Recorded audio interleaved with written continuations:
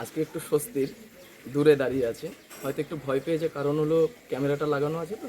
যাই হোক, এটা কাম্য ছিল না, কারণ আন্দোলন করছে একজন, তার জন্য বাড়ির সবাই সাফার হবে, এটা তো কাম্য না। কারণ আন্দোলনটা কী জন্য করছে? আন্দোলনটা তো কারো বিরুদ্ধে করছে না, করছে একটা সিস্টেমের বিরুদ্ধে। কি সিস্টেমটা?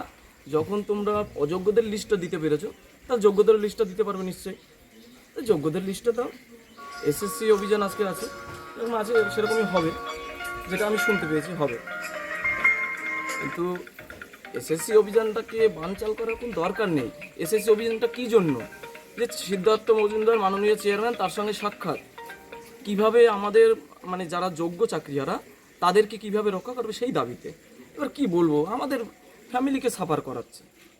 আজকে কি পুলিশ এসেছিল বাড়িতে? বাড়ি অবধি আসেনি, রাস্তায় ঘোরাঘুরি করছে। আর এখন দেখবেন এই সামনে একটা শিব মন্দির রয়েছে, কানাগড় হেলথ সেন্টার, ওখানে দাঁড়িয়ে আছেন, বাইকের উপর বসে আছে। আপনাদেরকে কিছু জিজ্ঞাসা করেছে? না, আমাকে কিছু জিজ্ঞাসা করেনি, কিন্তু বোঝাই যাচ্ছিল দাদা তো কলকাতা চলে গেছে অলরেডি।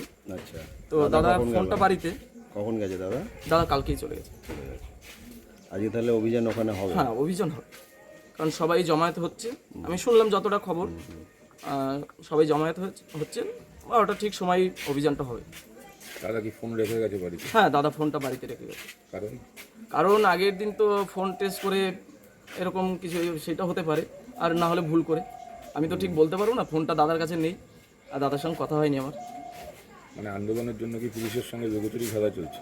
হ্যাঁ, আন্দোলনটা দেখুন, আন্দোলন বানচাল করার জন্য পুলিশ তো আগের দিন দেখেছেন, আগের দিন আপনাদের মিডিয়া পার্সন সবাই ছিলেন, তখন এসে বাড়িতে বলছে, একজন এসছেন বলছে আইবির লোক বা এসবি এরকম কিছু একটা বলছে, তাকে জিজ্ঞাসা করা হলো কেন এসে, বলছে দেখতে এসছি।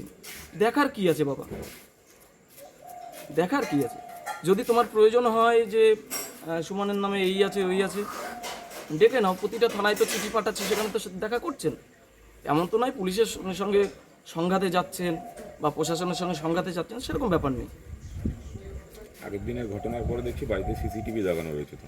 হ্যাঁ, আমাদের নিজেদের সেফটির জন্য। আগের দিন যেভাবে দরজা খোলার আগে মানে বুঝতেই পারছিলাম, আমি জিজ্ঞাসা করছিলাম স্যার ওয়ারেন্ট কোথায়, সার্চ ওয়ারেন্ট বা এয়ার ওয়ারেন্ট, যাই হোক, মানে যেভাবে আপনি গ্রেপ্তার করবেন সেই সব ওয়ারেন্ট দেখান।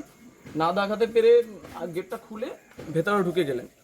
এবার ভেতরে কিছু পুলিশ রেখে দিলে, পুলিশকে তো জানেন, হ্যাঁ, কেস দেওয়ার জন্য অনেক কিছু করতে পারে, যার কারণে নিজেদের সেফটির জন্য লাগানো হয়েছে। দাদারা চাইছে কোনোভাবেই পরীক্ষাটা না হোক, হ্যাঁ, তাতে দেখুন, তুমি ফর্ম ফিল আপ করেছো, মানে তোমার অবস্থান কি? তোমার তো ক্ষতি। দেখুন, আমার ক্ষতি নয়, ক্ষতিটা আমাদের যারা আমরা এখন চাকরি প্রার্থী নতুন, তাদের এমনি ক্ষতি করে দিয়েছে। কারণ দেখুন, যারা যোগ্য চাকরিয়ারা তাদের তো ক্ষতি করে দিয়ে জীবনটা হেল করে দিয়েছে, কিন্তু আমাদেরটাও করছে। কারণটা কি?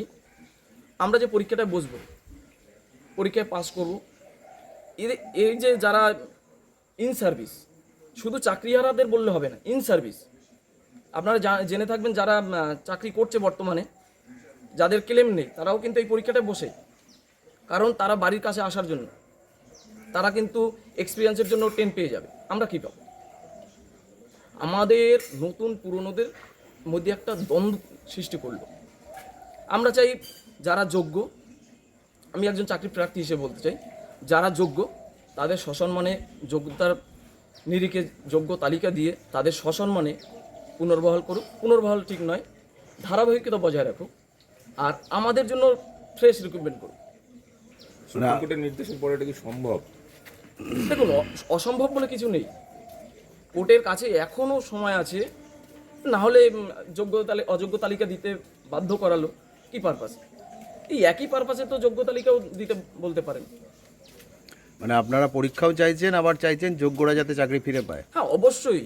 যারা শুনে থাকবেন, আপনারা তো জানবেন, যারা চাকরিহারা তারাও বলছে না যে আমরা পরীক্ষা দেব না, তারা বলছে কোর্টের রায় মেনে দিক, সুপ্রিম কোর্টের রায় মেনে দিক, তা তো করছেন না।